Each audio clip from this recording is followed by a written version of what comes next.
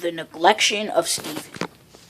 One morning on the island of Sodor, Sir Topham Hatt was at Tidmouth Sheds with Gordon, Hero, Stephen, and Samson. I have an important notification for all of you. I've already notified the other engines, and this is a very important notification, said Sir Topham Hatt. We are going to continue the production of Ulfstead.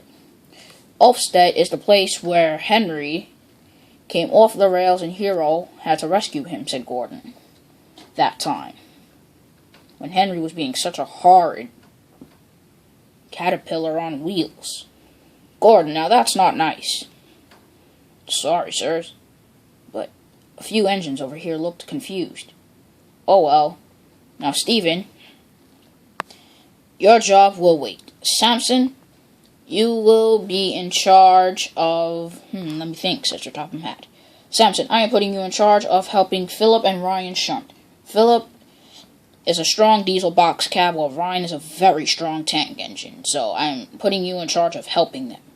And whenever one of them breaks down or needs a little assistance, you will be right there to help. Hero, you will be in charge of heavy loads and sometimes playing coaches with Spencer. Gordon, you as well. You will be helping James and Henry with the workmen and the passengers that will be soon to come. Be quick now, all of you. And Sir Topham Hatt left. The first to leave was Hero. He was on his way to Brendam Docks. Then Gordon chuffed away. Ooh, I love important work, he wheezed. Work like this only comes to very important engines like me. Whistled Samson. I'm a very strong engine, he chuffed. Stephen was left all alone at Tidmouth. Nobody gave me a job, said Stephen. I wish I could be as useful as everyone else. But Stephen sat glumly in the shed. All the other engines were being very busy. Even Spencer was. He was pulling workmen from the mainland. Spencer huffed hard. Hello, Spencer, chucked Gordon. All of Sodor was extra busy. At Knapford Station, Gordon remembered Stephen didn't get his job yet. Maybe I should talk to Sir Topham Hatt about that. What's the matter, Gordon? Said Henry. Oh, nothing, said Gordon. And Gordon continued on. As he, Henry, and James left for Ulfstead. Samson arrived into Ulfstead. He could see Butch was with Samson, which was Ryan and Philip. All three of them were working very hard. Stephen decided to leave Tidmouth. I'm going to do something with my day, he chuffed, and he pulled over to Brendam Docks. What are you doing? Said Spencer. I'm pulling a very important train. Sorry, said Stephen, but may I help you? No, you may not, said Spencer. Now please leave. Okay, said Stephen. Stephen felt quite neglected that nobody wanted his help. Aw, I wish somebody would help me. Stephen rolled back into his berth. There was lots of whistling. Ooh, ooh, ooh, ooh. Ooh. What? Gordon, James, and Henry were puffing past with their train. What are those three engines doing? I shall huff over to the three of them and ask them if they need help. So Stephen raced along. Stephen flew up the line of Gordon's Hill. He rocketed up the line. He stopped Gordon, James, and Henry at Tidmouth Station. What do you want, chuffed James? We're very busy. I know, said Stephen, but I just want to know if you guys need some help. No, thank you, they all said. Oh, nobody needs my help, said Stephen. As Stephen puffed home to Tidmouth, he thought of another engine he could help. Billy's at Knapford. I'll help him. So, Stephen raced into Knapford as fast as he could. "Hello, Billy. Do you need help?" Billy chuckled. "No, thank you," said Billy. "I'm doing fine on my own." And Billy chuckled away. "Won't somebody help me?" Then, Stephen saw Thomas and Percy. They chuffed in to talk to Hero. "Do you need some help, Thomas?" "No, thank you, Stephen. I'm doing fine." "Percy, would you like some help with the mail?" "I'm not pulling the mail today," said Percy. "I have no jobs." Stephen was disheartened. "I wish somebody needed some help for once." "Hero, would you like some help?" said Stephen encouragingly. "No, thank you. I finished my jobs for the day." Stephen chuffed off. He was cross. "None of the three of you are really useful anyway," he said. "If you were really useful, you need some help." Then Stephen had another idea. "I'll go back to Wolfstead, and I'll ask for Samson, Ryan, and Philip if they need help."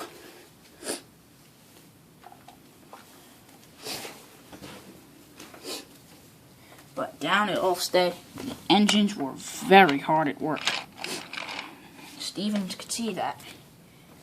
"Okay, I guess I'll have to ask one of them for help." Ryan was shunting his trucks, and he was going to take the other line to get back in front of them and pull them off to Brendan. Stephen came racing and roaring down the hill as Ryan shunted the train, and Stephen went smack into the trucks, and the load flew everywhere, and he knocked Ryan off the rails. Stephen was very surprised. "Oh no," he groaned. "What have I done?" "You've knocked me over, that's what you've done," said Ryan. "Now please, get help." Stephen could see that if he did any more damage to the construction, he'd cause Sir Topham Hatt to arrive. So he left. "Nobody needs my help," said Stephen. "I wish somebody needed my help," he chuckled. As Stephen rolled back, he was very upset. At Brendam Docks, Stephen found that Sir Topham Hatt was there, and Sir Topham Hatt had been notified about everything that had happened. "Stephen, you have caused confusion and delay. I heard you called Thomas, Percy, and Hero non-really useful engines. You stopped Spencer. You made Billy late. Then you annoyed Gordon, Henry, and James at Tidmouth Station." "Sir," said Stephen, "I was just trying to be really useful and find a job for me to do. I gave you a job. I told you to sit and wait in the sheds. You neglected me, sir." Sir Topham Hatt immediately remembered. "I'm terribly sorry, Stephen. I meant to tell you that your job was to help all the engines on the island. If you gave them all jobs, why would you ask me to help them? Because I know they all need some help every once in a while, so that's why I asked you, one of the most hard-working engines on Sodor. Now go help." Stephen felt very much better about what Sir Topham had told him, and he puffed away. "Thank you, sir," said Stephen, and Stephen was very happy. Next story up soon. Billy and Charlie. One day on the island of Sodor, there was to be a special festival going on. All of the engines were very busy.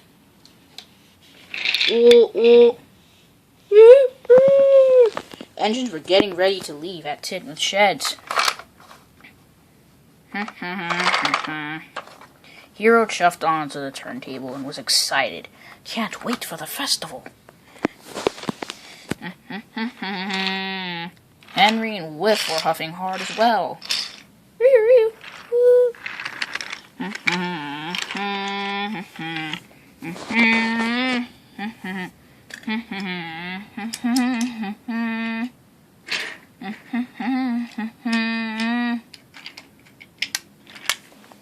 That afternoon at Knapford Station, Thomas steamed into Knapford. "Thomas, Sir Topham Hatt has told me that I'm to work with you today," said Billy. "Okay," said Thomas. "Let's go." And Thomas and Billy chuffed away. At Brendam Docks, Sir Topham Hatt had special for the two engines. Billy and Thomas, I have specials for the two of you. Billy, I want you to go to Knapford Station and finish delivering your passengers. Yes, sir, said Billy. And then you must come back and take a heavy coal freight car across the island. Please be quick now and don't be late. Thomas, you must go with him and take your passengers, and another engine will be helping. Be off now, Billy. And Billy left and went back to Knapford. Thomas was to wait. Charlie huffed over. Charlie was a big engine, but he looked quite small from a far distance. But on the side, he was very large. Thomas started talking. Charlie, I have a very important job for you. Why'd you call me Billy, Thomas? Said Charlie. Sorry, I was thinking of another engine. My mistake. Oh, said Charlie. Anyways, what's the special job? You are to take a heavy coal car, said Thomas. Another engine is coming to help you. Billy had just finished taking his passengers and was now on his way. Will it just be you and me, Thomas? No, I just told you another engine is coming. But Charlie wasn't listening. When he heard another whistle, it was Billy's whistle. Billy huffed in. Thomas, who is this engine? He's quite small, and he has a similar body shape just like I do.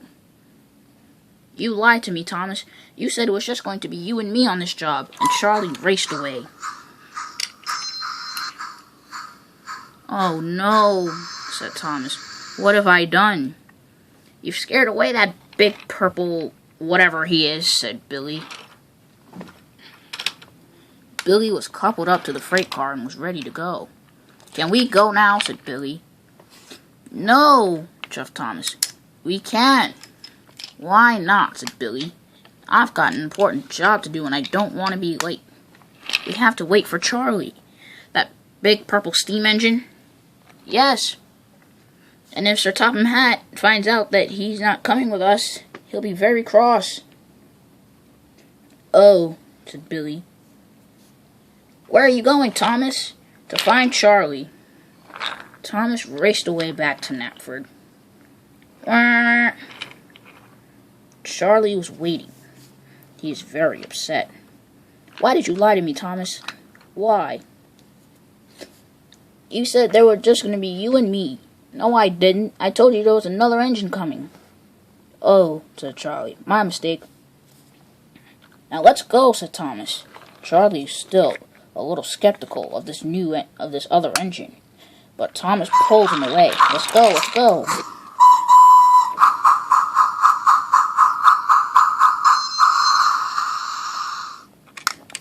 Charlie was coupled up to the back of the truck, and Thomas was coupled up to Annie and Clarabelle and had to go in front of the two engines. Since I will be going in front of the two of you, I want you to go really carefully, and if there are any mistakes, you two will be shut up in the shed. Billy was cross. I don't want to work with him. You need to, said Thomas, and Sir Topham Hatt's orders. Charlie was still mad at Thomas, but he soon got over it. Up at Gordon's Hill, Thomas pulled up. He rolled onto the Sodor suspension bridge safely and carefully. Billy and Charlie were being angry at each other as they pulled along angrily. Whoa, said Charlie. Then the engines flew down the hill and they came off the rails. That's what you get, said Billy. You pushed me, said Charlie. And the special heavy coal was falling out of your trucks, said Thomas. Billy realized what he had done was quite silly, and Charlie realized what he had done was silly too. If Sir Topham Hatt finds out about this, he'll be very cross with both of you. Oh well, he needs to be cross at Charlie for letting the truck slip and not trying to push it up. You shoved it, said Charlie. Both of you, stop fighting and stop fooling right now, chuffed Thomas. The two engines were listening to Thomas, but they were both planning to get back at each other. Now both of you get to work. Thomas pulled up the hill once more. Billy and Charlie were being put back onto the rails. The two engines were put back onto the rails, and Thomas continued on. Wah, wah. Let's go, he chuffed Billy and Charlie, who were following right behind, moving lively.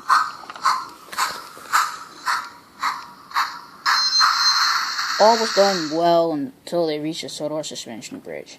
Thomas stopped at the end when he reached the final mark of the bridge. Okay, you two come on. So Billy and Charlie rolled on.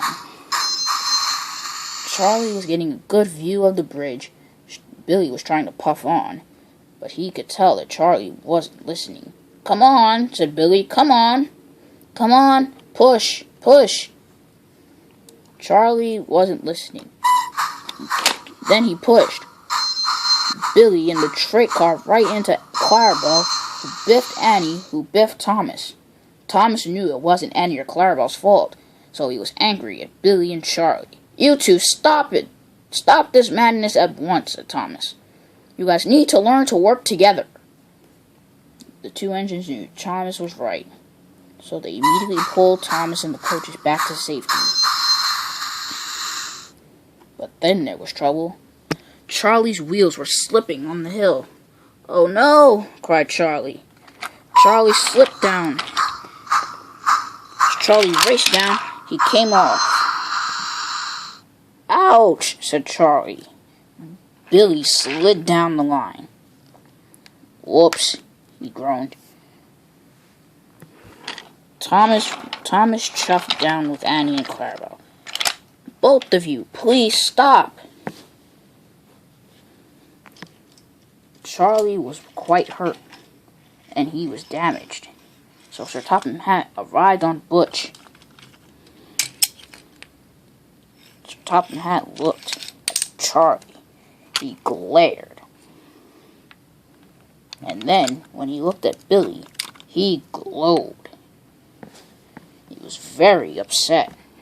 Billy and Charlie, you two have caused confusion and delay. Now, Thomas, you are going to have to work with Billy while Charlie is taken to the works. So Butch hauled Charlie away, and Thomas and Billy rolled along together. Thomas was very cross. The deliveries were made. But the next day, Charlie had returned from the steamworks, and Billy was doing his job. When Thomas steamed in to collect Annie and Clarabelle, he was very surprised to see that Billy and Charlie weren't arguing. They were having a much obliged, kind conversation. The two engines had apologized to each other, and Thomas was still surprised. Why are you two not arguing? But you two are talking. We're friends now, said Billy. I don't want to fight with Charlie anymore. I don't want to fight with you anymore, Billy. And the three engines shared a hearty laugh. Sir Topham Hatt said, Well done, all three of you. And thank you, Thomas, said the two engines, for helping us become friends. And Thomas knew he had done a well job.